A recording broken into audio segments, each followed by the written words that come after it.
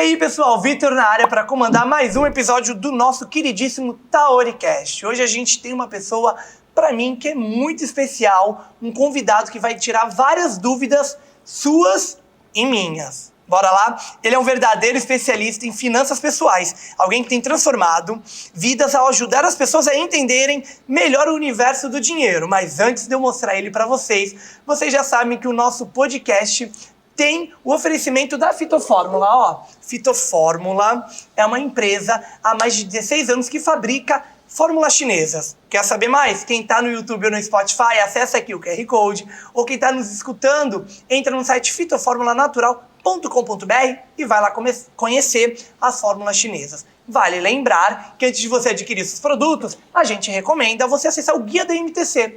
Lá você vai encontrar um prescritor mais perto da sua casa e aí você vai poder adquirir as suas fórmulas chinesas, combinado? Nosso outro patrocinador que eu já falei para vocês que a gente está super chique, cheio de patrocinador, é o Espaço Taori. O Espaço Taori é esse espaço maravilhoso aqui que a gente grava, já já a câmera vai abrir, vocês vão poder ver todo o nosso cenário e quem acompanha a gente também nas redes sociais já viu. Então, ó, acessa aqui o QR Code ou entra no spacotaori.com.br e vai lá conhecer esse espaço maravilhoso. Aqui você consegue realizar o seu evento, consegue gravar a sua aula ou dar aula ou gravar o seu podcast. Vai lá. Agora, bora pro nosso convidado. Ele é formado em biologia, olha só, e decidiu trilhar um caminho um pouco diferente, mergulhando no mundo das finanças com uma paixão e determinação admiráveis. Com uma jornada repleta de experiências significativas, desde assessoria de investimento até o seu papel como planejador financeiro. Com vocês, Matheus Cardoso. E aí, Matheus, tudo bem? Bom, Vitor, e você? Como é que você tá? Tô bem, cara. Certo, tô muito feliz de você estar aqui, hein? Eu também. Eu fiquei muito contente do convite, de poder participar aqui, de estar aqui, de poder estar junto desse podcast, de me apresentar um pouquinho melhor. E realmente é uma honra estar aqui com você. Cara, é tipo assim, gente. Um dos últimos podcasts, vários podcasts, o pessoal tá reparando que eu não tô falando muito, porque eu tô trazendo convidado que eu tô tirando muita dúvida. E hoje esse é um dos convidados, gente. Vocês vão ver que eu vou falar pouquíssimo. Estavam brincando comigo também, né? Vou até pedir pra cortar pra minha câmera. Estavam brincando comigo também, que eu tava... e você sempre começa por clássico. O clássico que eu falo é tipo assim, entender por que a pessoa escolheu aquilo pra vida dela. Mas, gente, ele é formado em biologia. Ele é biólogo. Não tem como não começar assim. Por favor, me explica. Como é que veio a biologia e aí até chegar planejador financeiro? O que motivou essa transição? Realmente, quando eu conto essa história para as pessoas, ninguém nunca entende onde mudou tudo isso, o que aconteceu no meio do caminho para realmente eu acabar saindo da área de biológicas e entrando na parte de planejamento financeiro. Não vou nem falar que é exatos, porque esse é um outro ponto que a gente vai conversar, que planejamento financeiro não é realmente só número, é muito mais comportamental. Mas, voltando ao ponto, eu decidi fazer biologia na época do ensino médio ainda, não me arrependo nem um pouco do meu curso, gostei bastante, levo os conhecimentos que eu tive ao longo da vida, porque realmente biologia é entender a vida como um todo, não é somente a parte de animais, tanto que é muito comum na graduação a gente enxergar que as pessoas acabam trocando biologia por veterinária, porque ele lida mais com bicho e não com parte de ecossistema, com parte de insetos, com coisas em geral. Só que quando eu me formei, na graduação eles acabam ensinando muita gente a como seguir o caminho de mestrado, doutorado, a parte mais acadêmica. Não que seja um problema, mas eu percebi que isso não era o que eu gostaria. No último ano, eu percebi que não faz tanto sentido assim. E durante a graduação foi quando começou-se a explodir, na época de 2018, 2019, ali começou a explodir, fica muito popular a questão de finanças pessoais, educação financeira, os grandes canais no YouTube. Então eu acabei entrando nessa onda e falei assim, pô, isso é legal. Mas, por conhecimento próprio, para ir atrás de entender um pouquinho mais de investimento, como um hobby. Eu tinha uma bolsa integral na faculdade, não tinha como abrir mão na faculdade, não tinha essa possibilidade. Beleza, ficou aquele gosto, aquele apreço dormente, né? Por um tempo ali eu fui me formando. Mas o interesse surgiu durante a minha graduação já. Depois que eu me formei, eu percebi que eu também não queria seguir no mestrado e doutorado e eu comecei a buscar uma pós-graduação em MBA. Esse que eu fiz uma pós-graduação em negócios e administração de empresas pela FGV. E nessa pós-graduação, eu tive contato com um dos meus professores que era bancário, trabalhava no Banco Safra. Eu já um pouco frustrado com a parte de biologia, atuei como como analista de laboratório, num laboratório de ecotoxicologia. Eu ficava o dia inteiro mexendo com pipeta, com tubo de ensaio, de jaleco, luz branca, o dia todo. Na época era o que eu queria, mas quando eu realmente comecei a viver essa vida o dia inteiro, eu entrava cedo, 6 horas, 7 horas da manhã no laboratório, saía às 6 horas da noite, entrava escuro, saía escuro e mal via a luz do dia, eu falei, não sei se isso faz muito sentido pra mim, sabe? Não gostei tanto assim. E aí, já meio frustrado com tudo isso, eu tive essa oportunidade de conversar com esse professor e perguntar, poxa, o nome dele era Douglas. Falei, Douglas, eu quero entender um pouquinho mais como é que eu posso fazer para entrar no mercado financeiro. Eu gosto dessa parte de investimento, mas ainda naquele gosto meio de hobby, de conhecimento particular, de querer desenvolver. E ele começou a me dar uns caminhos das pedras. Pô, você pode estudar aqui, pô, você pode tirar uma certificação tal para começar a entender um pouquinho mais desse mundo. E aí que eu comecei realmente a entrar na parte do mercado financeiro. Porque eu fui entrar atrás das certificações, CPA 10, CPA 20. Para quem não sabe muito o que é cada... Para todos nós que não sabem. Para todos nós. Ele falou eu aqui, claro, não, essas certificações do mercado financeiro, CPA 10, CPA 20, enfim, são certificações que o órgão regulamentador, a Anbima, ou seja, é um órgão que fica meio que fiscalizando como que os bancos e corretoras atuam na questão de ética e moral. São certificações que qualificam os profissionais para serem distribuidores de produtos de investimento dentro dos bancos. Então, quando eu comecei a entender sobre isso, eu descobri que haviam 2 grandes universos.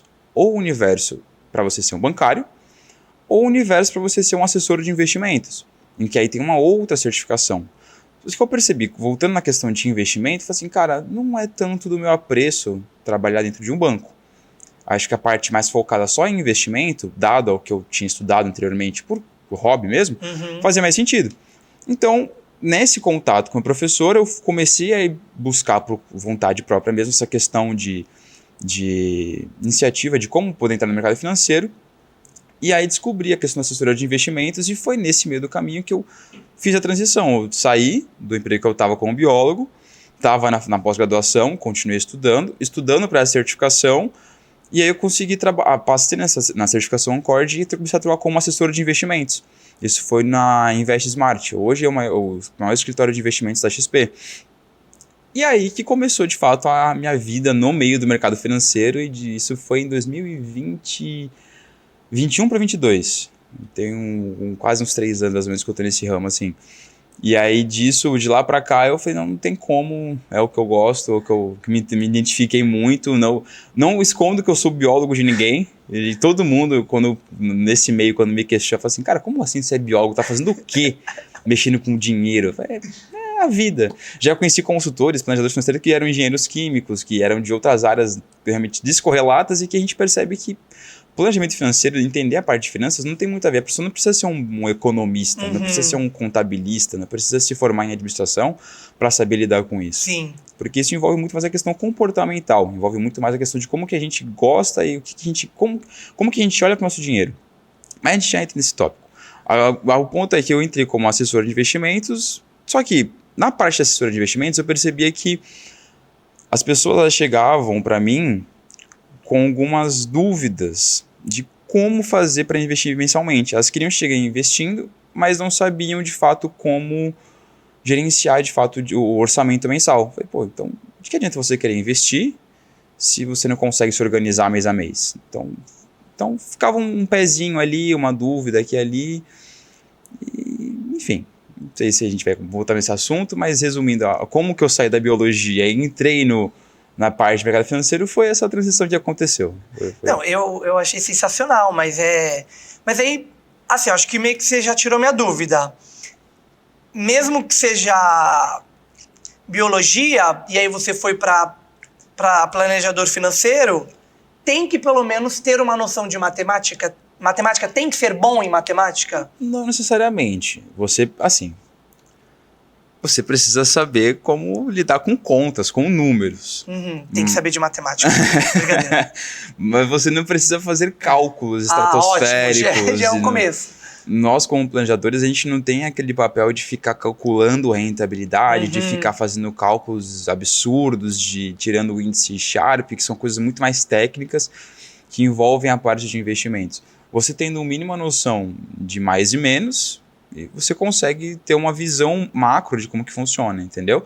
Então você não precisa ser aquela pessoa que tirava 10 em matemática para conseguir se organizar financeiramente ou querer começar a atuar como planejador financeiro. Você realmente precisa ter uma noção um pouco maior, assim, das perguntas.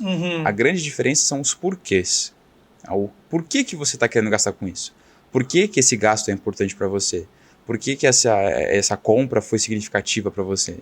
Então, você não precisa saber como fazer uma tabuada de 500 vezes 200 vezes 300 mil para, enfim, conseguir fazer tudo isso. Sim, sim. Ó, vocês sabem que eu sempre pego um pouco antes do nosso convidado, né? E aí você chegou a mencionar que você percebeu que tinha uma lacuna, tipo, na forma como as pessoas lidavam com o dinheiro. E aí eu acho importante, eu quero muito falar sobre isso. E aí, qual é a maior dificuldade, assim, que você vê em as pessoas cuidarem do próprio dinheiro e tudo mais, essa dificuldade? Porque, assim, eu acho que tem uma... Eu acho que é muito importante, na verdade, olha isso, por causa do meu avô. O meu avô, ele é uma pessoa que tudo ele tinha uma planilha no Excel e tudo ele colocava ali o que ele gastava.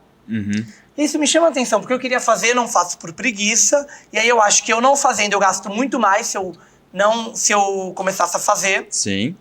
E tal. E aí, quais as principais dificuldades, assim, que você percebe? Majoritariamente, acho que a principal dificuldade das pessoas é realmente anotar. Pode parecer uma coisa muito simples, muito besta. Mas é aquela assim, não, mas esse gastinho aqui, depois eu anoto. Mas essa compra aqui, depois eu vejo quanto que vai ficar. Isso aqui, depois. Quando É sempre pro depois. Quando você vai perceber, esse depois já virou um grande depois e você não tem mais como voltar atrás. Porque não dá pra você, né, desfazer a compra que você fez. E às vezes, realmente, conversar sobre dinheiro ainda é uma coisa que é quase um tabu nos dias de hoje. Tem gente que não gosta, tem pessoa que se sente desconfortável em querer falar sobre o assunto. Eu já escutei pessoas que não abrem a conta do aplicativo do banco porque não quer ver o saldo que tá lá, pro medo, se sentir meio coagido, não é coagido, mas assim, nossa, eu acabei de receber o salário, o pagamento, enfim, já abre o aplicativo e não tem mais nada e se sente meio mal com isso. Quando a pessoa não deveria se sentir mal, porque é justamente essa atitude de acabar evitando lidar e entender como está a sua situação hoje que acaba piorando tudo, entendeu? Sim. Então, o principal ponto que as pessoas acabam comentando é eu anoto. Tá, anota? Anoto. Como é que você faz?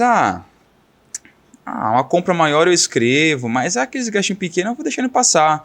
Aí, de final de semana, eu vou ver o que eu gastei. Não vai lembrar.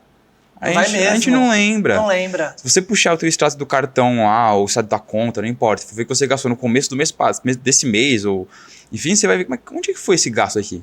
Tá lá, Josefina... O cartão passou em Josefina, pelo amor de Deus, é o dia que eu passei número isso. Quebrado ainda, você aparece lá, 43,67 centavos. Onde foi que eu comprei isso? Tu já vira e fala, pelo amor de Deus, clonaram meu cartão. Alguma coisa aconteceu, foi uma compra online que eu não sei onde foi isso. E nossa, tu tocou num ponto, porque às vezes eu não lembro, olha isso, é indireta. Às vezes eu não lembro, aí o que eu faço? Eu vou no meu Google Fotos, porque eu juro que eu tiro foto de tudo. Eu vou no meu Google Fotos. Aí eu vou lá no dia e vejo o que eu tava fazendo pra me tentar lembrar o que foi aquela compra. Olha que loucura. Recapitular. Pois é. Meu Deus. Então, o principal ponto que as pessoas... mentira. O negócio é anotar. O negócio é, pegar e anotar. Anotar. Cria um grupo consigo mesmo no WhatsApp, por exemplo. Tem diversas formas. A minha noiva, ela gostava muito de anotar no caderninho. Pegava e fazia um caderninho de gastos. Tem gente que usa como se usam uma planilha de Excel. Tem gente que anota no bloco de notas no aplicativo, no telefone. Usa um aplicativo próprio para fazer qualquer coisa. Não importa como. O mais importante é, para você começar com um bom planejamento, uma boa organização financeira, é anotar o quanto que entrou e o quanto que saiu. E como é que... Vê se você concorda comigo. Como é que uma pessoa, se você pergunta para alguém, quanto que você recebe? A pessoa, eu acho que eu recebo tanto. Como é que a pessoa acha que recebe tanto? Ela tem que ter certeza do dinheiro que entra na conta dela. Não pode ficar no acho. Exatamente. Porque a pessoa fala, eu acho que eu gasto tanto, eu acho que eu recebo tanto, eu acho que eu gasto tanto. Pô, esse acho às vezes não fecha. Esse acho às vezes passa, às vezes falta. Sim. Às vezes é mais, às vezes é menos. Então, é uma simples anotação de você realmente ter um controle Nossa, ali sim. já muda. Mas também tem outro ponto. Você só anotar, mas não se atentar no que você está anotando, também não serve de nada. Porque eu já escutei de pessoas assim, poxa, eu anoto tudo que eu gasto, mas não sei para onde vai meu dinheiro. Ou por que eu estou gastando tudo isso. E volta àquela questão, os porquês. A pessoa ela pode só ir anotando os gastos dela, mas não se dá conta do porquê que está gastando tanto com roupa, Exatamente. tanto com comida, iFood, Uber, Sim. jogo. Uber, nossa, nem fala sobre, tenho até medo. Meu Deus do céu. É um mal, entre aspas, né, Aham. necessário, que a gente precisa realmente dessa locomoção. Então, a grande queixa que o pessoal tem muito mais é isso, eu não consigo me organizar, não sei para onde está indo tudo. Então, porque eu ia falar isso, não adianta também anotar e continuar gastando até mais, né? No fim não muda de nada, você só tá anotando. Só tá anotando. Então não vai servir de muita coisa. Você vai ver, pô, legal, gastei tanto com isso, tanto com isso, tanto com isso, mas aí volta, caraca, não sobrou dinheiro. Pô, e aí? Sim. Qual foi o papel de você ter anotado tudo? Não teve um propósito, não teve uma justificativa muito clara nisso, entendeu? Sim. Tem um meme na internet que é muito bom, que é tipo assim, eu recebo, sei lá, eu recebo 3 mil. E eu tenho um limite de 10, então eu recebo 13. Não é tipo bem... assim, oi? Tipo assim, calma. Peraí, vamos conversar. Então, Calma um pouquinho. Aí vai indo além. Aí a pessoa, não. Porque aí, tipo, deixa caducar. 5 anos. Nossa, e não tal, depois faz paga. E aí, isso. sua opinião sobre? Não faça isso, gente. Não deixe caducar, é isso? Não deixe caducar. Não... Porque eu queria entender isso. O que é caducar e por que 5 anos? E por que tem gente que fala, deixa caducar, vai tal, depois tu paga lá. E aí, outro negócio que eu já quero falar pra não esquecer muita gente fala, e tá lá o acordo, o feirão que a Serasa faz. Tá. Aí, sei lá, era 2 mil reais a dívida, e aí deu 100 reais. Aí tem gente que fala, não paga isso. Porque aí, não, mesmo que limpe teu nome, ainda é ruim. Primeiro vamos falar do caducar, depois a gente entra nesse. Só comentei porque eu não queria esquecer. Tá, a questão do caducar é realmente, a dívida ela vai chegando num ponto em que ela começa em aspas, não sei se sumir é o termo correto, mas é como se você fosse deixando até um ponto em que, não vai pra frente isso. Só que nesse caminho todo, o teu CPF tá completamente sujo, o teu nome tá completamente vermelho, tu tá os apontamentos aparecem e a gente nem percebe com qualquer coisinha pequena. Então, não vale a pena fazer isso. Não é um bom justificativo, porque você vai começar a ter muita restrição em qualquer tipo de situação que você queira fazer, cartão, linha de crédito, afim. Então, não faça isso. O negócio é fazer, tipo, aquele... tá lá a conta e pagar o mínimo. Também é a pior coisa que você faz. Oh, meu Deus do céu. Não gasta aquele. É você gastar o que você pode gastar. Exatamente. Boa. Uma vez que você paga o mínimo do seu cartão, você começa a entrar na questão do juros rotativo do cartão, que é um dos maiores que tem hoje no nosso mercado. Não sei se Mas só o aqui. nome não fica sujo quando faz isso. Ou fica também? Não fica. Mas tem os juros. Tem os juros e começa a comer mais o seu limite. Sim. Aí, nisso que começa a virar uma bola de neve, entendeu? Porque os juros do rotativo, ele é absurdo, ele é muito alto. Então você começa, uma vez que você começa a entrar nisso, para você sair é muito difícil. Para você conseguir quitar de fato o cartão é muito difícil. Porque às vezes você tá... O que acontece? Você paga o mínimo da fatura, o restante da fatura vai para a próxima fatura e você continua usando o cartão. Uai. E só aumenta. Como é que você... Se você não conseguiu pagar aquela primeira inteira, como é que você vai pagar a segunda? Exatamente. Aí você faz de novo. E aí vira realmente a bola de neve que não tem... Você nunca termina de pagar o cartão. É muito difícil. Ou você faz uma conta de patrimônio e tem uma mudança financeira muito drástica que você consiga quitar isso de uma vez, ou isso vai virar um encargo ali realmente bem complicado para você conseguir lidar. É possível se arrumar, claro. Sim. Aos pouquinhos dá para organizar. Mas a melhor coisa a se fazer é sempre ter uma fatura de cartão de crédito menor do que o que você recebe. Sim. Então, de novo, você ganha 3 mil, que a sua fatura seja pelo menos 2 mil reais. Não, assim, 2.000, Já acho alta. 2.100. Nossa, já acho alta. Porque Um você... salário de 3, minha opinião. Mas assim, eu já acho É um alta. exemplo. Sim, Mas entendi. eu concordo com você. É Sim. porque tem gente que tem a fatura do salário de 3 e tem a fatura de 3. Se der alguma emergência, o que você vai fazer? Nossa, exatamente. De onde vai tirar? Ou como você mesmo falou, tem o salário de 3 e usa o limite todo do cartão com a fatura de 10. O que você faz? Não faz. Sim. Entendeu? Então é um ponto de atenção que... se a pessoa não tomar cuidado, dá pra se perder feio nessa história. Sim, e antes de entrar no negócio do Serasa que eu te perguntei, tem um banco aí de uma cor que todo mundo sabe qual é, que a gente não vai falar a cor nem o nome, mas todo mundo sabe qual é a cor do banco, que a cor tá bem aí, então todo mundo sabe. Eu já vou falar também, tem uma galera publicando muito que tipo assim, a dívida era R$100, do nada foi tipo assim, pra 10 mil. Tipo, esse banco tá aplicando muitos juros nessas contas. O que você acha que pode ser isso ou sempre foi assim? Ou deixou passar muito tempo? Eu não vi nada sobre, então não tenho muita propriedade para dizer. Eu, no conhecimento que eu tenho, até porque eu também já atuei em cooperativa de crédito, então eu sei como que é um pouquinho na questão interna, acho difícil uma dívida surgir do nada. Não tem como o banco falar assim, não, vou dizer que agora isso aqui vai multiplicar por 1000, essa dívida dela vai virar um absurdo. Não. Em algum lugar devia estar descrito alguma coisa sobre, era alguma condição diferenciada, não sei, não li, não tenho propriedade para dizer. Mas eu acho muito difícil ser uma coisa muito assim, deu vontade, vou fazer, vamos dizer assim, sabe? Entendi. Então, provavelmente, devia ser uma taxa de juros que já devia estar ali nos pormenores, que a pessoa acabou não vendo, as pessoas acabaram não vendo, eu não sei dizer realmente o que pode ter sido. Mas acho difícil ser alguma coisa assim, Vamos aumentar os juros de todo mundo agora. Isso. Entendi.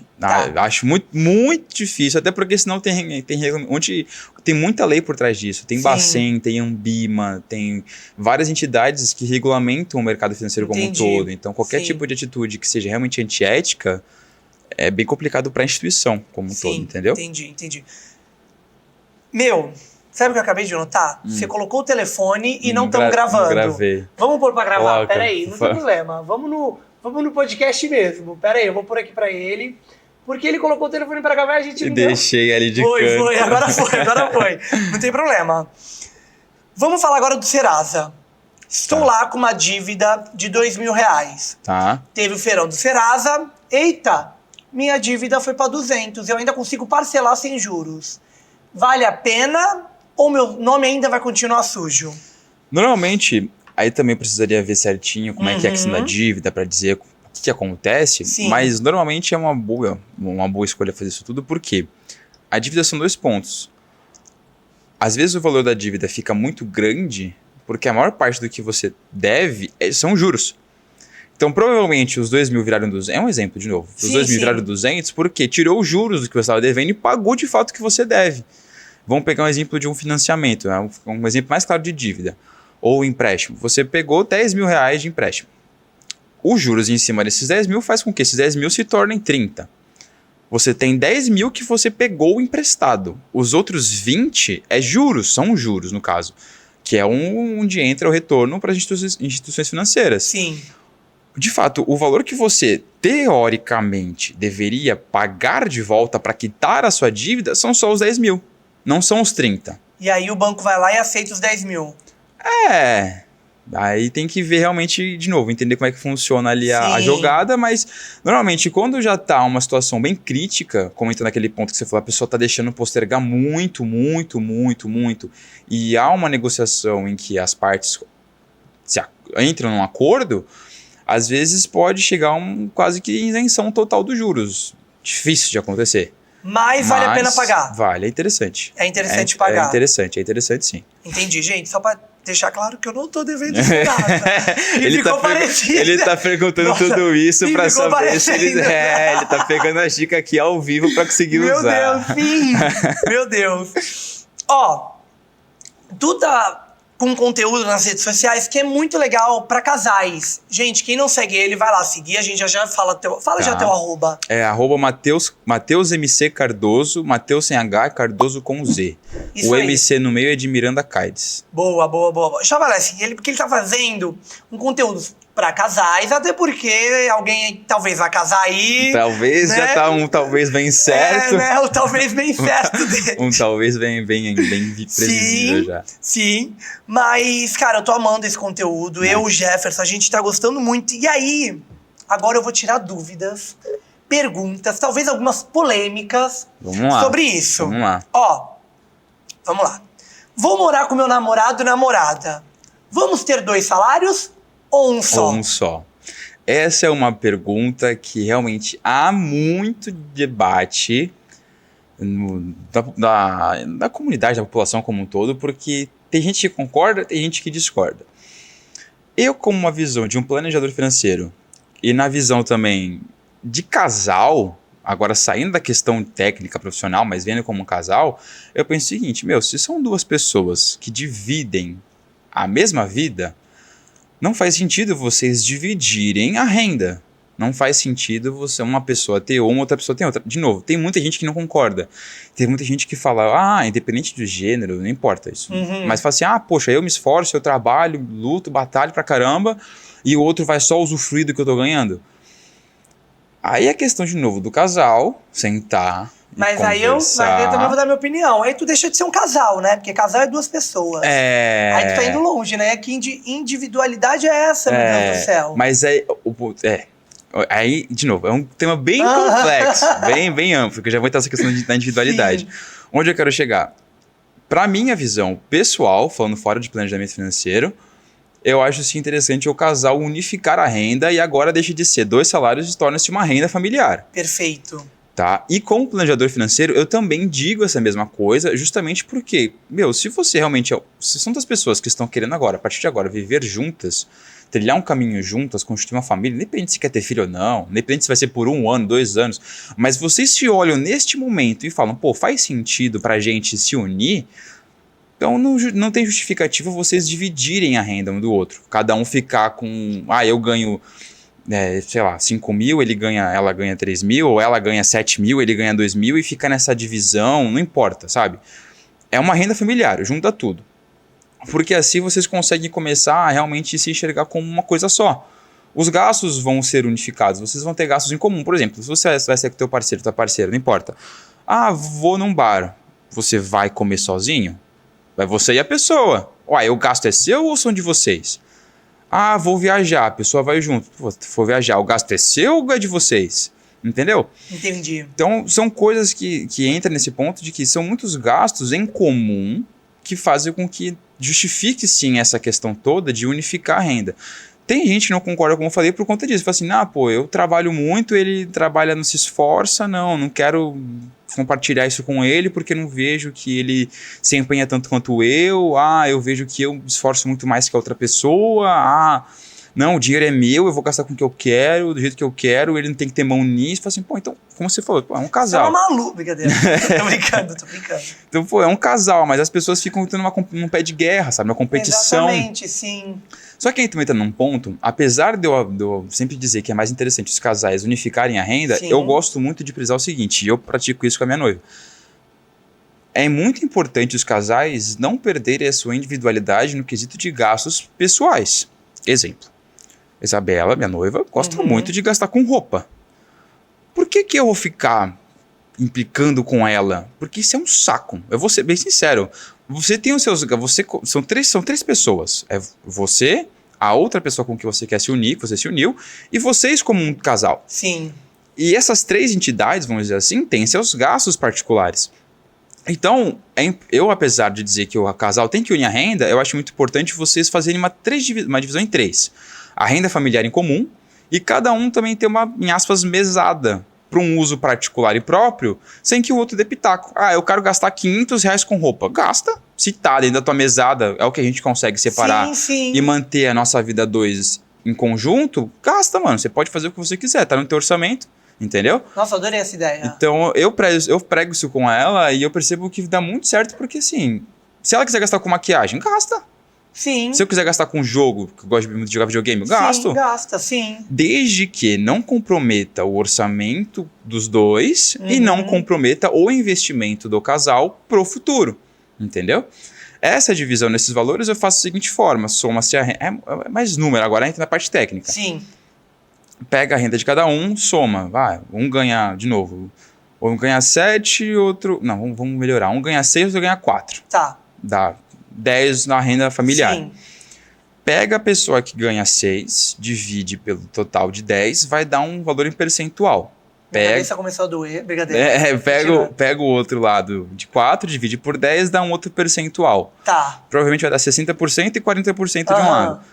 60% dos 6 mil compõe a renda familiar. 40% dos 4 mil compõe a renda familiar. No final, os dois vão ter o valor exatamente igual para uso pessoal e a família vai ter um valor em comum para usar para tudo. Para gasto de conta, Sim. viagem, mercado, rolê, para gastos em conjunto. Ah, mas esse valor da família ficou muito pequeno, não supre o que a gente precisa. Diminui dos dois aqui. Conversem. Vai, tira 500 de um lado. Ah, não, eu posso abrir mão mais do meu. Ah, não, Sim. eu posso abrir ainda mais, sabe? Então é tudo uma questão de conversa. Então formar 3 entidades. Voltando à tua pergunta inicial, é sim importante um casal ter essa unificação de renda. Porque na minha cabeça também, na minha visão como profissional, faz com que os dois enxerguem esse caminho todo de forma mais unificada, entendeu? Nossa, eu concordo muito. Nossa, eu gostei. Tem gente que não vai gostar, tem gente Sim. que discorda. Uhum. Mas aí, né? Fazer o quê, né? Não dá pra agradar todo mundo. Não tem como a gente dizer pra todo mundo que é certo e que é errado. Sim, tá certo. Ó, vamos pra mais uma. Vamos. Estamos pensando em ter filho. Quanto tempo antes devemos nos preparar? Boa. Ah, porque filho não é barato. Não. Hoje em dia, então, não é barato. Não é nada barato. Um filho é um custo, um gasto absurdo. Sim. Claro que também não dá pra gente ficar pensando na parte financeira, porque isso envolve muitos outros Senão, fatores, senão a gente não vai ter filho nunca. Nunca vai ter filho, concordo. Mas, quanto tempo tem que preparar? Depende. Tem gente que se prepara em 1 ano, tem gente que se prepara em 5 anos, tem gente que se prepara da noite pro dia. Sim. Tem gente que se prepara em 9 meses, que descobriu e não tá esperando. Sim, exatamente. Ou tem gente que nem se prepara. Então, só se joga. O ponto principal que a gente tem que pensar é o seguinte: a criação de um filho, ela agora tem um pouco mais técnico também, ela normalmente é dividida em 4 fases. A fase inicial é aquela fase em que você tá realmente, vamos ser um filho. Tá. Vocês estão de fato se planejando, ainda não tá grávida, a mulher não tá grávida, enfim, se vai adotar ou não importa. Mas estamos nos planejando para de fato começar isso. Esse prazo pode ser de acordo com qualquer um. Não tem como falar, é 1 ano, são 3 anos. Mas normalmente não fica uma coisa muito grande. Dificilmente as pessoas carregam essa primeira etapa por muito tempo. Uma vez que decidiu, leva-se mais ou menos 2 anos, no máximo. Tá. Já está começando ali a vida com uma pessoa mais da família acontecer. Sim. Desculpa. Aí entra outra fase em que é quando a criança o nenenzinho, né, tá crescendo até começar a entrar na escolinha. Até começar a ter esse primeiro contato com a escolinha ali. Em que aí começam-se a ter alguns outros gastos diferenciados, a criança começa a exigir uns gastos um pouco mais como escola, um pouco mais de atenção, então a roupa começa a sempre estar mudando, começa a sempre ter um pouco mais de detalhes a se atentar. Sim. Depois começa a fase um pouquinho mais longa, que é da escolinha até a faculdade. Normalmente isso leva uns 15 anos, que é quando a criança já está ali, cresce, né? Passa do ensino do berçário fundamental e vai no ensino fundamental 1, 2, ensino médio, até chegar na faculdade. Esse prazo todo é o mais longo, que é onde a gente vai começar realmente, a criança começa a entrar como um orçamento a mais na família e começa a se ver como uma terceira pessoa constituindo aquela renda como um todo, entendeu? Que é aí que dá um pouquinho mais de trabalho, que aí realmente tem que ver, a roupa para criança, o custo da escola, às vezes, dependendo da escola, pagar a mensalidade à vista, você se programar durante o ano e juntando, acumulando patrimônio para conseguir pagar à vista, você consegue ter um desconto. Não sei se são todas assim, Sim. mas são algumas situações assim interessantes. A questão de material escolar, a questão de viagem, a questão de festa, a questão de um monte de coisa. Então, nessa etapa, que realmente o planejamento é mais importante para você começar a ver como encaixar isso dentro da renda familiar.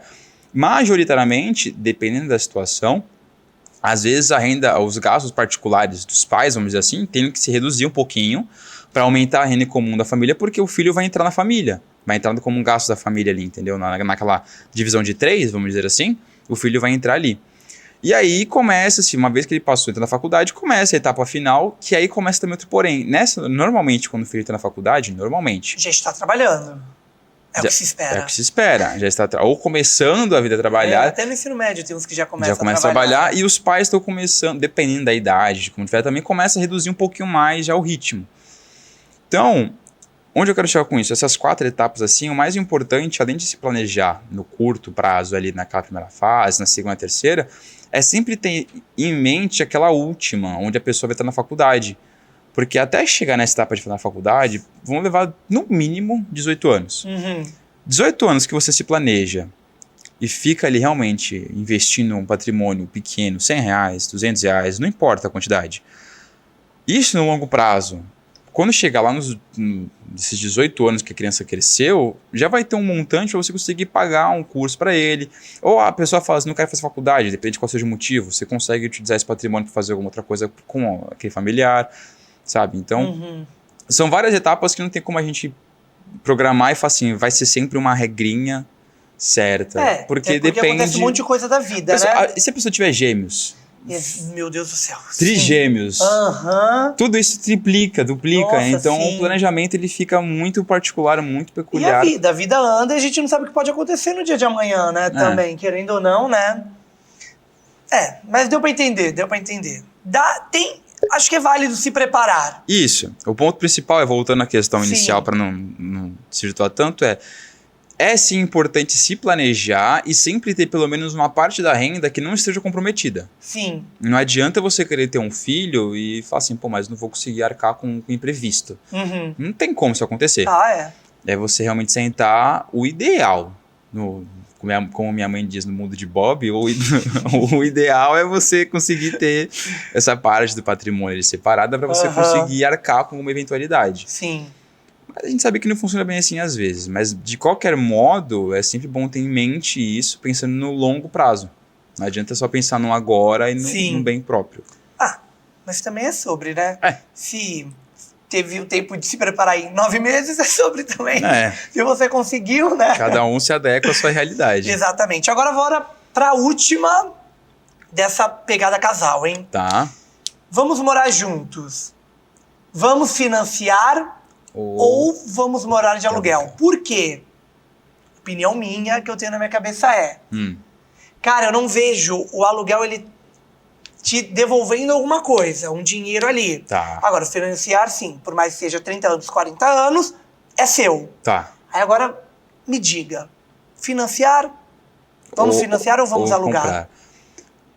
Vamos falar assim de um termo bem direto e reto, sem entrar no depende, porque depende é muito chato, mas a resposta pode ser adequada. Mas assim, se você for uma pessoa que tem muito dinheiro, mas muito dinheiro mesmo, e que os seus investimentos consigam te dar um retorno maior do que um aluguel, aluga. Porque você investe aquele patrimônio, ele está rentabilizando e você está morando de aluguel. Ou seja, você está morando, em aspas, de graça. Entendi. Mas se você... Nossa, mas aí vai longe, né? Então... É aí que entra aquela questão do aluguel fazer mais sentido ou não. Sim. Porque, como eu falei, o planejamento ele envolve muito mais questões comportamentais do que número. A resposta certa para isso me explica, o que você quer hoje? Qual que são a pergunta que a gente tem que se fazer o que eu quero hoje? Eu quero morar na cidade que eu tô hoje para sempre? Não sei. Então, peraí. Então, vamos pensar um pouquinho. Beleza, não sabe por quê. Porque pode ter uma oportunidade melhor em outro lugar. Porque eu posso querer ir para outro país. Mas se eu financiar, eu vou continuar pagando, põe para alugar, enfim. Beleza, tudo bem. Se você quer ter, em aspas, de novo, a preocupação de ter que ficar lidando, arcando com um apartamento seu, não é seu, bem dizer, enquanto você não quitar o financiamento é do banco. Sim. Ou da instituição que fez o financiamento para você, o empréstimo para você.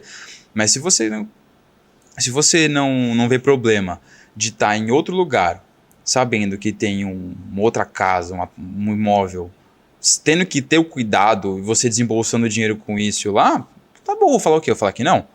Mas na minha visão, se você não tem planejamento, não tem pretensão de continuar onde você está hoje, não justifica você comprar um imóvel aqui. Mesmo que seja para alugar no futuro.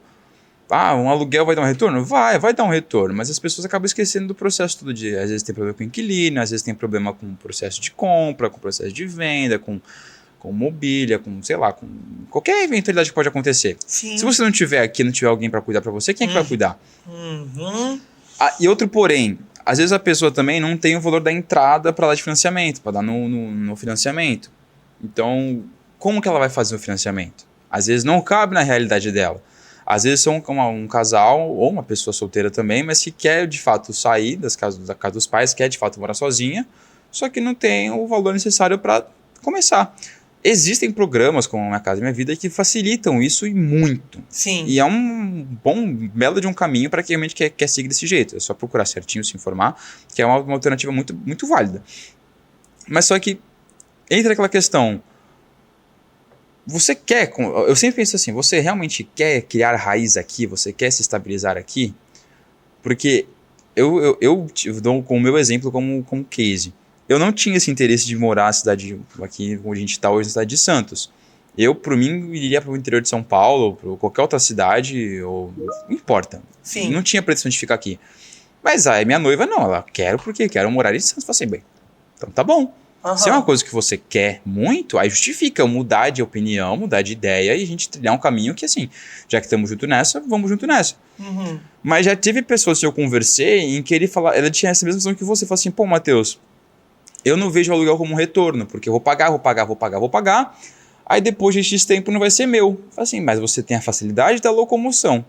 Se você tiver uma oportunidade, a pessoa mora no Guarujá, ela viu que tinha uma oportunidade na Praia Grande, aí ela conversou comigo uns meses depois, falou assim, pô, Matheus, depois que você conversou comigo sobre aluguel, eu comecei a pensar sobre isso. Falei assim, pô, apareceu uma oportunidade para eu trabalhar no Guarujá, na Praia Grande, um município aqui próximo, né?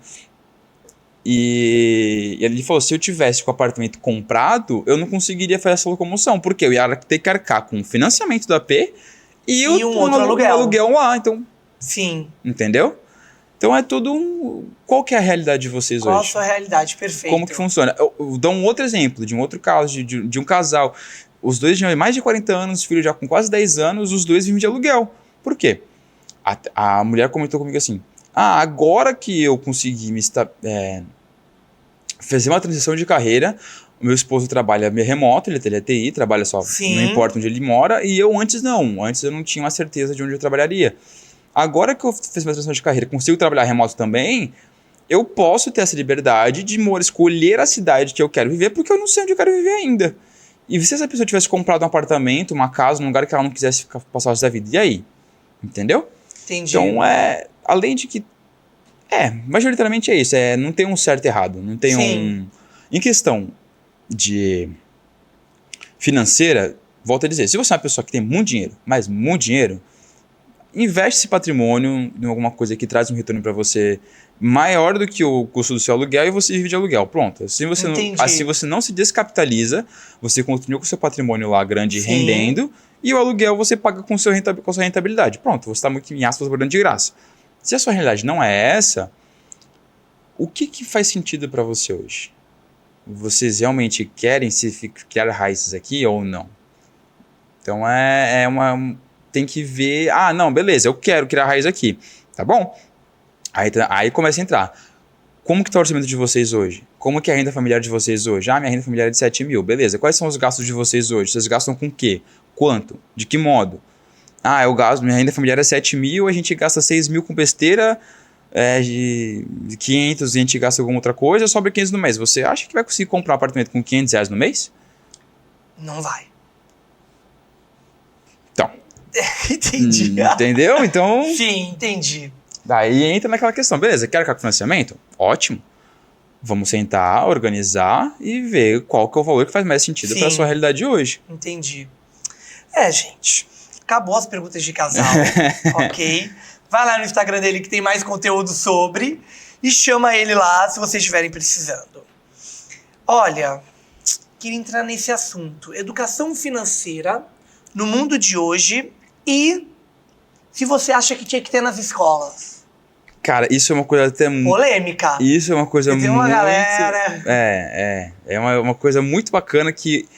Ontem mesmo eu tava finalizando um vídeo comentando sobre isso, que eu vi que agora no estado de São Paulo, parece que a partir de 2024, a rede pública vai começar a implementar a educação financeira para as crianças a partir do 6º ano, só. até o final do ensino médio.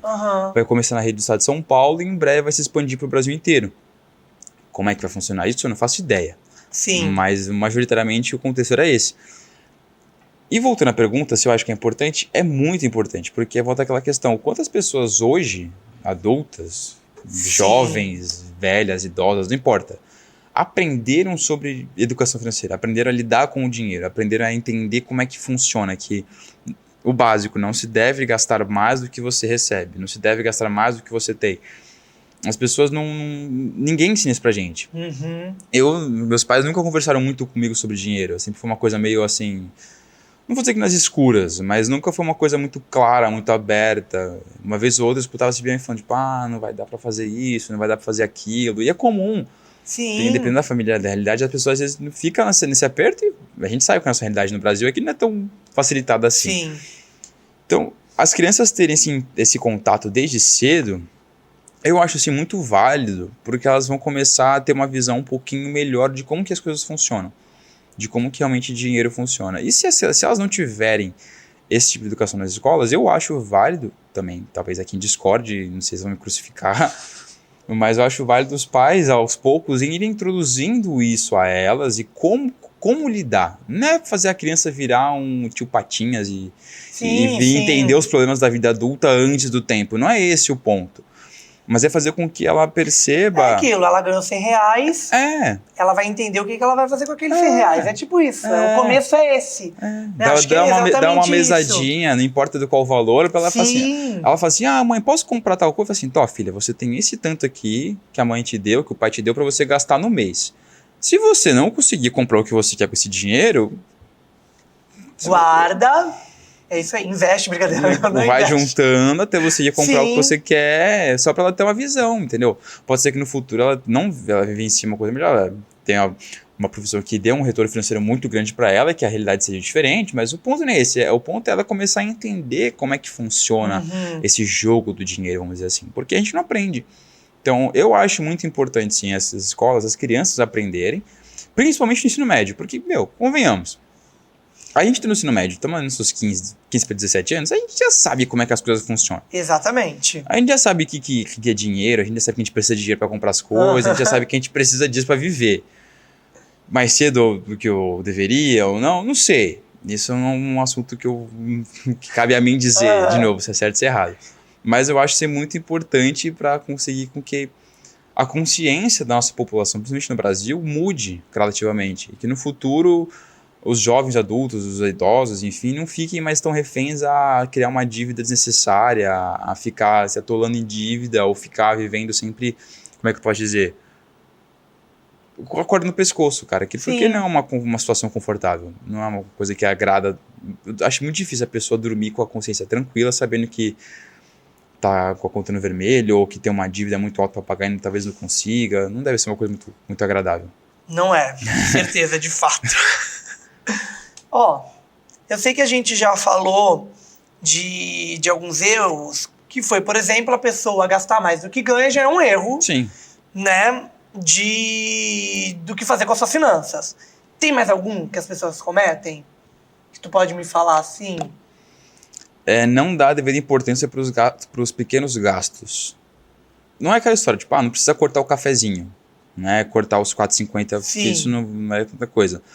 Mas é saber reconhecer que isso também tem a devida importância, assim como um gasto grande, sabe? Às vezes É tipo a galera, vamos de motorista de aplicativo porque só tá R$10. Aí quando você vai ver, R$10 virou 500. Aí você fala, como é que... Entendeu? R$10 virou 500. Exatamente. Como é que eu fiz isso? É tipo isso, né? Exatamente. O principal erro, um dos erros é esse, é não dar essa devida importância.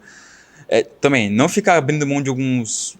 Você não precisa abrir mão de pequenos luxos. Você deve ter esse lazer, é importante.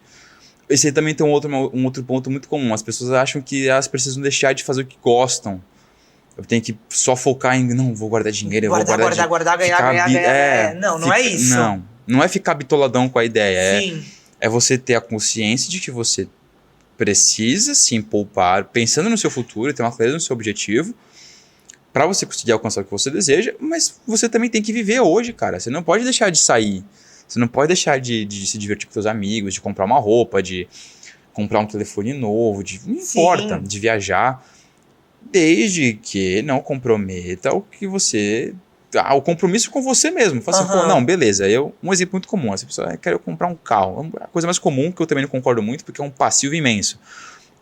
Quer ser mais gasto do que benefício. Sim. Mas eu quero comprar o que seja, um carro, vou dar esse exemplo ainda. Beleza, quer comprar um carro? Ok. Você tem que ter a consciência de que se você juntar um dinheiro ao longo de um tempo, você consegue comprar esse carro de modo mais rápido e com menos custo do que se você financiar o carro inteiro desde o começo, entendeu? Ah, não, mas, pô, posso gastar aqui, gasto mais, abro mão disso. Se você ficar você vai acabar se auto-sabotando, entendeu? Então é você conseguir saber conciliar o viver bem o agora, aproveitar bem o agora e aproveitar também, se preparar para o futuro. Entendeu? Outro gasto muito comum é com cartão de crédito. Gasto não, erro. As pessoas não sabem muito bem como lidar com cartão de crédito, não sabem muito bem como administrar. E então... E tem que saber, é perigoso. Voltando àquela questão do pagar o mínimo da fatura. Porque ele pode sim ser um aliado muito bom se você souber. Eu, por exemplo, eu gosto de deixar tudo no meu cartão de crédito por dois motivos. Primeiro, você consegue consolidar suas compras tudo de uma vez só. Então, assim, questão a gente tem duas visões, vou entender uma parte um pouco mais técnica de novo. Você tem duas visões de olhar para o seu orçamento. A visão de competência, que é quando você faz a compra. Por exemplo, hoje é dia 19 de março. Fiz uma compra hoje, dia 19 de março, no cartão de crédito. Só que a fatura é para vencimento em abril. Ou seja, o que você gastou dia 19 hoje, você só vai pagar lá em abril, que aí é onde sai o seu fluxo de caixa. O porquê que eu gosto de consolidar minhas compras tudo no cartão de crédito? Por dois principais motivos. Uma, porque eu não fico com várias compras picadinhas. Por exemplo, gastei R$ 57,65 no dia 3, depois gastei R$ 148,65 no dia 12, depois gastei R$ 37,45 no dia 5, entendeu? Não. Tudo no cartão, dentro daquele mês, soma para uma única fatura e lá na frente eu sei que eu vou gastar, vou pagar aquilo. Sim. Então, volta àquela questão, por exemplo, eu quero estipular que a minha fatura do cartão vai ser R$ 1.500. Você vai gastando, vai olhando seu aplicativo e você vê ali, minha fatura está em 1.300. Eu posso gastar mais R$200 no cartão de crédito e lá na frente eu vou pagar 1.500. E é aquilo, sempre guardando um dinheiro. Claro. Isso, eu estou dando esse exemplo, sim. Considerando que a pessoa já fez a sua reserva, já investiu, mas vamos dar esse exemplo. Tipo, é como se fosse aquilo, é 1.500 que ela fosse passar num débito, ela passou num crédito. E aí também acumulou umas milhas, dependendo do cartão. Exatamente. Eu já entrei. Exatamente. E aí que entra o segundo ponto. Ganha os pontinhos. Ganha. Exatamente. Esse é o segundo ponto que eu gosto de usar o cartão de crédito. Quando você usa um cartão legal, bacana, que tem no mercado, tem bastante opção. Você consegue ter milhas, pontos e mesmo recompensas que fazem com que isso justifique o seu gasto ali. Eu preciso achar um cartão urgente bom. Eu tenho. Porque eu uso aquele da cor, que eu não vou falar o nome, e não dá nada, e eu só tô usando ele, só tô lá. Existem bastante opções hoje no mercado de parcerias com diversas companhias aéreas, mas também depende muito de como que é o seu relacionamento com o banco especificamente. Isso. Mas... assim, existe um cartão, um geralzão, quem quiser depois me procura, me fala, me dá um alô que eu direciono, que ele tem essa possibilidade de você ganhar pontos que não expiram. Quem conhece vai entender o que eu tô querendo dizer. Eu tô pegando também qual é. Ele também tem umas cores diferentes. Então, ele tem essa pegada de pontos que não expiram, então você consegue utilizar isso muito a seu favor. Sabe? Então, se você realmente concentra todos os seus gastos no cartão de crédito, essa é uma opção, assim, de um cartão de entrada bem bacana para você conseguir gerenciar tudo de um jeitinho bem interessante, sacou? Saquei. É legal. Dívidas não, mas erros maiores que as pessoas cometem, majoritariamente são esses. Não dar atenção aos pequenos gastos que acabam se acumulando. Não conseguir conciliar o futuro com o presente com o futuro, ou abre mão do seu lazer, ou abrir mão do seu futuro, tem que conseguir fazer os dois, majoritariamente, e não saber como lidar muito bem com o cartão de crédito. Então, principalmente, é isso. Sim. Bora para uma das últimas perguntas, que a gente já tá chegando no fim do episódio. Bora. Me tira uma dúvida. Qual é a diferença entre banco e cooperativa? Tá. Porque eu sempre vejo Pra quem mora em Santos, tem um monte de lugar, você Tem. passa pela Ana Costa, se Tá deixar, ficando- tá surgindo, brota, tá que nem farmácia. Pra quem mora em Santos, sabe. É. Surge farmácia beça. Tu sai de casa, é capaz Qualquer da tua, lugar, da qualquer tua lugar casa ter virado tem uma farmácia. Mas, essas cooperativas também, qual é a diferença entre banco e cooperativa? Majoritariamente, vamos começar assim, o movimento cooperativista, ele é muito mais intenso em outras regiões do Brasil. Sim. Aqui no Sudeste, ele está começando a ganhar um pouco, acho assim, na parte das grandes capitais, das Aham. grandes cidades, vamos melhorar a frase, está começando a ganhar um pouco mais de força agora. Ele já é muito popular nas regiões mais de agro, mais para o interior de São Paulo, para o centro-oeste, para o sul, para o norte, nordeste. Nordeste então, acho que mais norte. Então é muito mais comum nessas regiões onde o agro é muito forte. Sim. Mas o que muda, principalmente entre uma cooperativa e um grande banco? Os produtos fornecidos pelos dois são majoritariamente iguais. Os dois têm conta corrente, têm conta poupança, têm cartão, têm alguns investimentos que eles disponibilizam. Acredito, não sei se todas as cooperativas assim, mas a gama de investimentos dentro das cooperativas acabam sendo um pouquinho menores do que nos grandes bancos. Mas o grande ponto é, enquanto o banco você é um cliente, na cooperativa você é um associado. Você participa do todo. Você não é só um usuário do produto. Uhum. Você tem um poder de decisão e de voto, assim como os diretores, assim como os funcionários, assim como o presidente, entendeu? Então, você ali dentro você usa os produtos e serviços, mas você participa das decisões como uma parte. É realmente uma associação. Sim. Entendeu?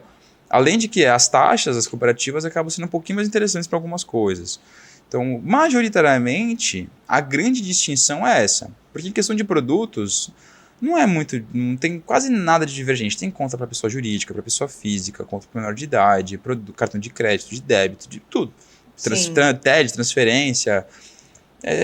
Os produtos bancários como um todo é realmente a mesma coisa. Mas a principal diferença é como que a organização de um e outro.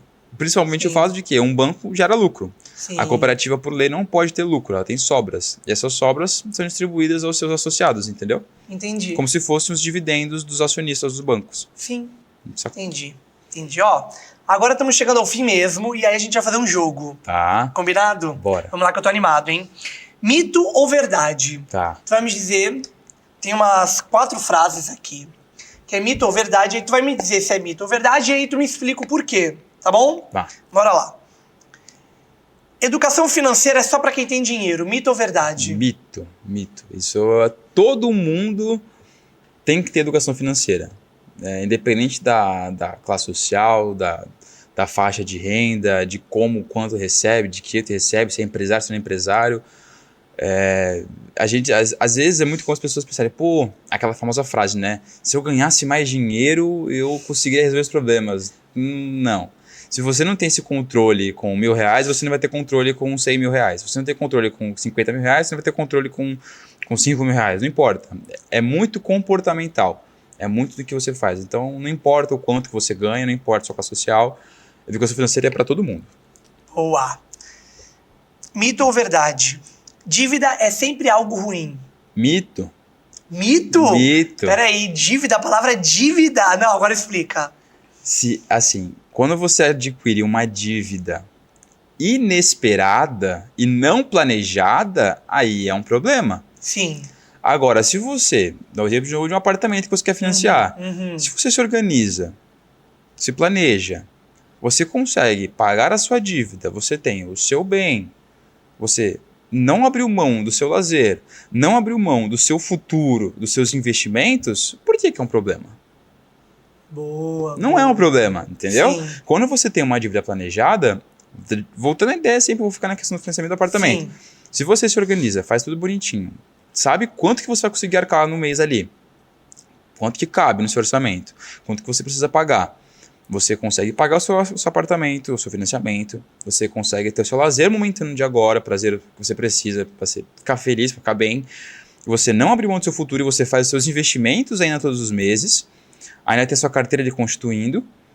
Então, assim, e você se se ele conseguir se organizar ainda mais, consegue juntar, além dos seus investimentos, ou retirar uma parte dos seus investimentos, para amortizar a dívida que você tem. Para quem não entende, a questão de amortizar a dívida é você pagar as parcelas meio que de trás para frente. Sim. Ou seja, você tira os juros do que você está pagando. E aí volta naquela questão, você paga só o que você deve. Isso é um ponto muito interessante de você pagar menos no processo de financiamento e finalizar mais rápido o processo todo. Entendeu?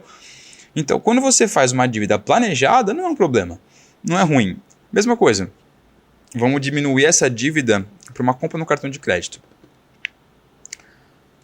Se você comprar hoje um telefone, um iPhone 15 Pro Max, dizendo 1 TB de armazenamento, é 15 conto, sei lá, 14 mil reais o telefone desse, é um problema?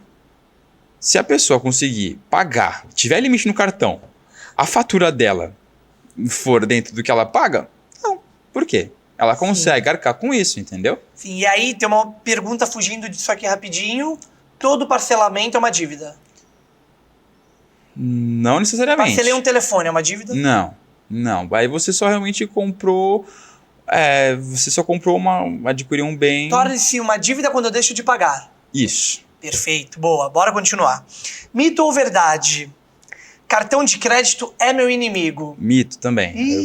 Tu já tinha meio que jogado essa bola já. Eu comentei um pouquinho mais cedo. Sim, é que tava aqui, eu falei, não, vou ter que falar essa. Não, cartão de crédito, se você não souber como usar, é um pior inimigo que você pode ter. Não vai te dar dor de cabeça, vai te dar muito problema. Você vai falar assim, nossa, a pior coisa que eu fiz foi usar meu cartão de crédito, e você vai ficar cada vez mais decepcionado e frustrado por não conseguir resolver essa situação. Agora, se você souber como consolidar, como administrar e como usar ao teu favor, ele é um aliado muito bom para você evitar que assim, não evitar, mas controlar melhor os seus gastos, saber melhor para onde está indo, porque você consegue, pega a fatura, você vê, tipo, na fatura tá lá, tipo, gastei com isso, gastei com aquilo, gastei com isso, gastei com aquilo, e você entende, caraca, eu gastei, a fatura deu R$2.000, R$1.500, caraca, gastei R$1.500 com iFood, porra, desculpa, não sei se pode falar palavrão, mas eu falei. Gastei R$1.500 com iFood, cara, eu tenho que me ligar um pouco mais nisso, entendeu? Então, se você souber usar, ele é um aliado muito bom. Bora pra última. Vamos. Agora, hein? Mito ou verdade? Guardar dinheiro no banco é a maneira mais segura de proteger meu patrimônio. Guardar dinheiro no banco, você quer dizer investir no banco? Guardar dinheiro no banco, aí você que me diga. Guardar dinheiro no banco, deixei na poupança ou investir? Tá, eu também, não. É a maneira mais segura de proteger meu patrimônio? Mito, eu digo assim, por quê? A questão de segurança é muito relativa. Não sei se vamos dizer, vamos mudar mais segura para talvez a mais adequada. Tá. Assim como os grandes bancos, eles têm diversas oportunidades de investimento.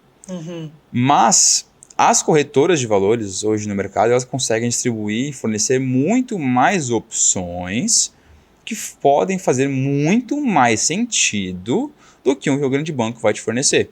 Por mais que os grandes bancos tenham visto esse movimento e tenham começado a disponibilizar investimentos e produtos de outras instituições, convenhamos que assim, o Itaú não vai querer, não sei se podia falar nome, mas um banco X não vai querer fazer do banco Y. Sim.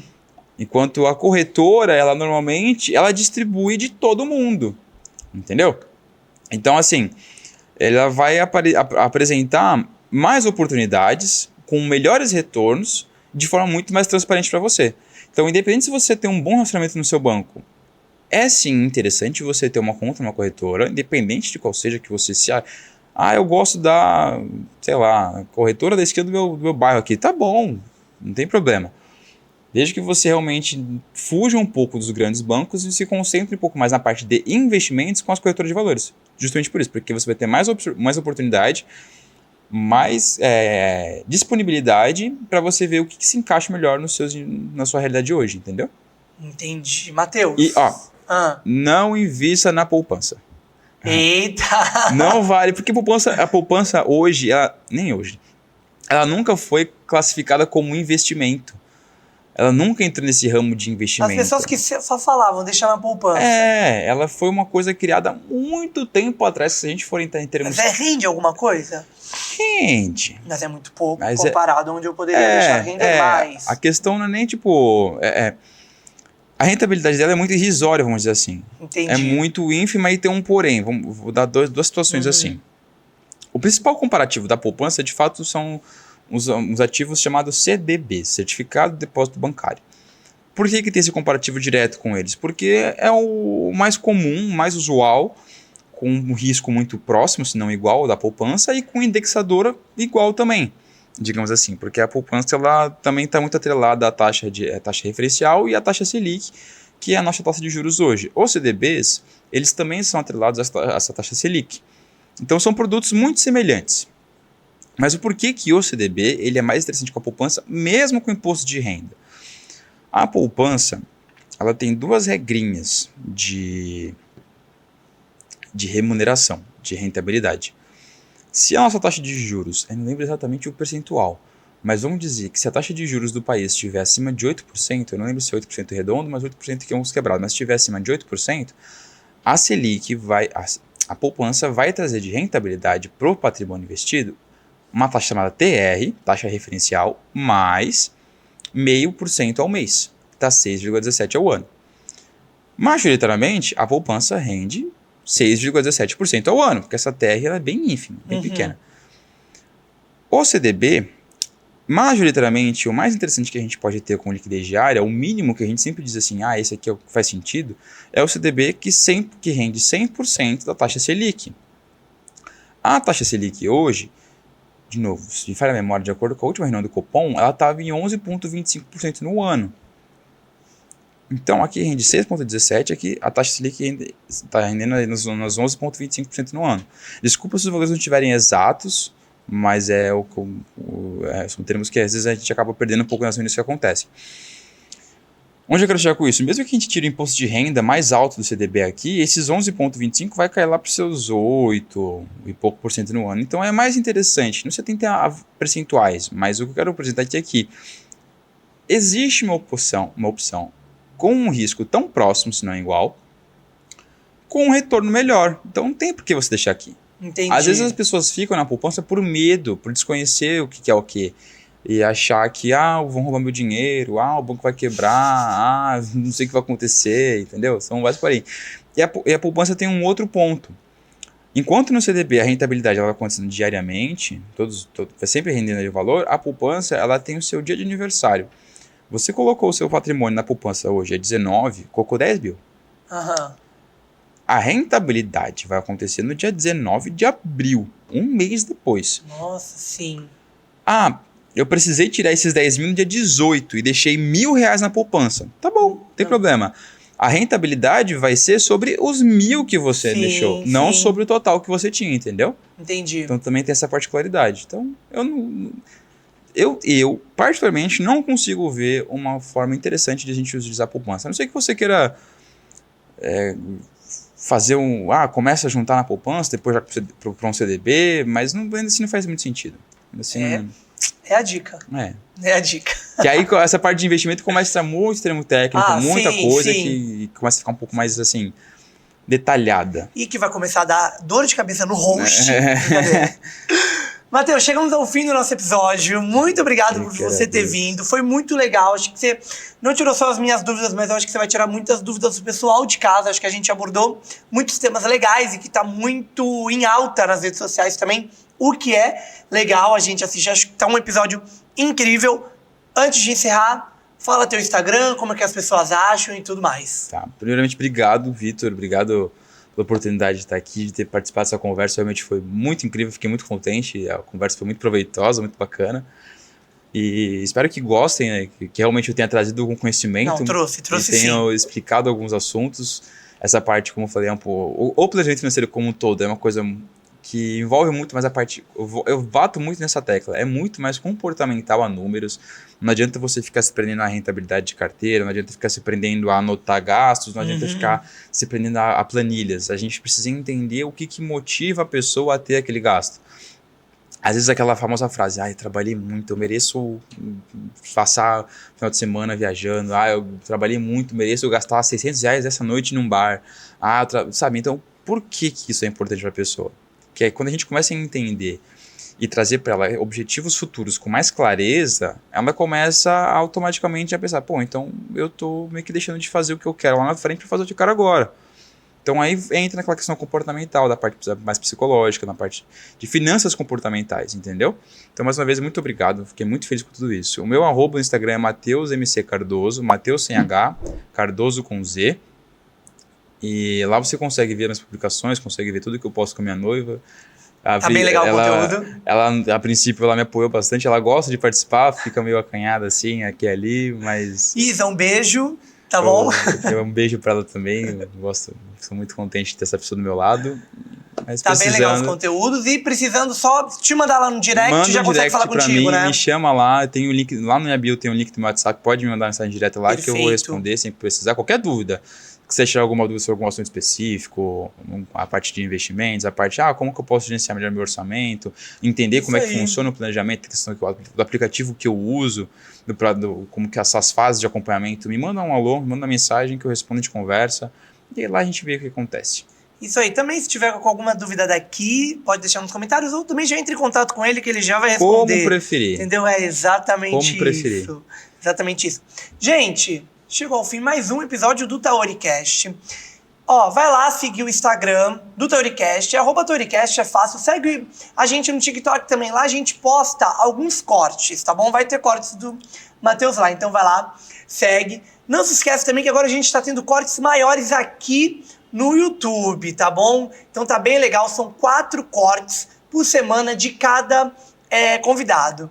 Então é isso, me siga também nas redes sociais, @VitorLeutes, siga a nossa patrocinadora, a Fitofórmula, e siga também o Espaço Theory aqui, onde a gente grava o nosso podcast. Matheus, mais uma vez, muito obrigado, Obrigado, Vitor, fiquei muito feliz. Obrigado mesmo. Que bom. Tchau, tchau, pessoal. Tchau, tchau.